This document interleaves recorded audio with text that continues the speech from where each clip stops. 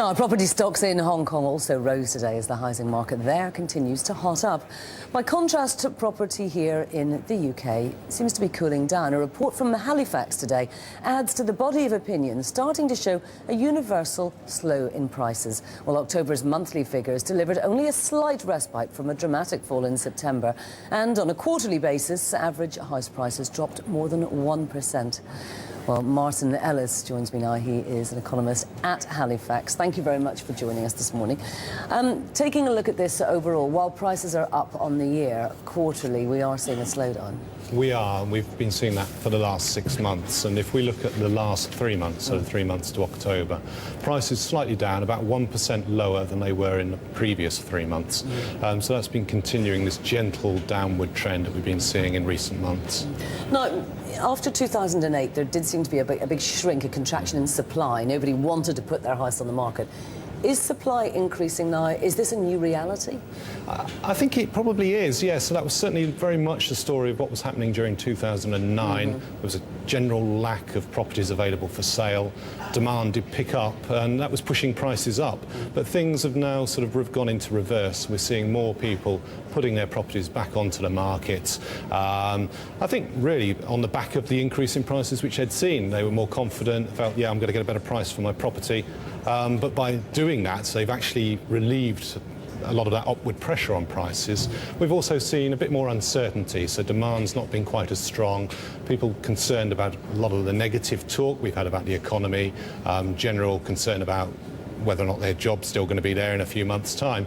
So that's meant that people, in that circumstance, people not looking at buying houses. But of course we have had some much better economic news out last week when we had those stronger GDP figures. So it's possible that could actually cause demand to strengthen a little bit. Now, one of the other issues has been people, of course, borrowing. How easy is it for people to get mortgages?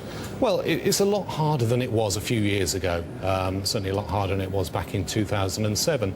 And we've seen a large part of sort of mortgage lending industry has actually disappeared. A lot of the overseas players in the market have gone away. A lot of the specialist lenders are no longer there, so a large chunk of the market is no longer present. But we are the largest mortgage lender. We're still lending, but there has been a tightening in mortgage lending criteria on the back of the financial crisis. And things are getting a little bit easier, but it's only a little bit. So things are quite tight for a lot of people.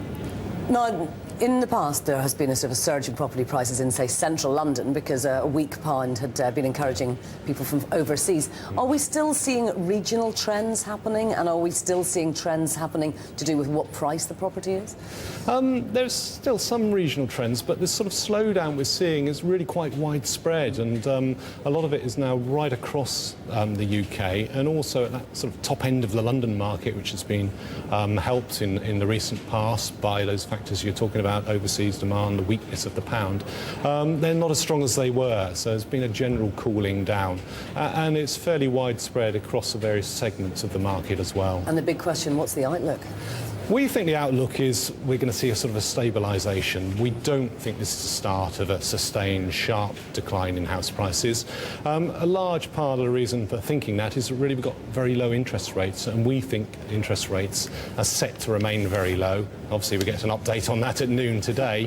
But against that background, it does help the affordability position. Homeowners have seen a big improvement in affordability of housing, and we think the economic recovery is going to continue, and that will be good news for potential house buyers.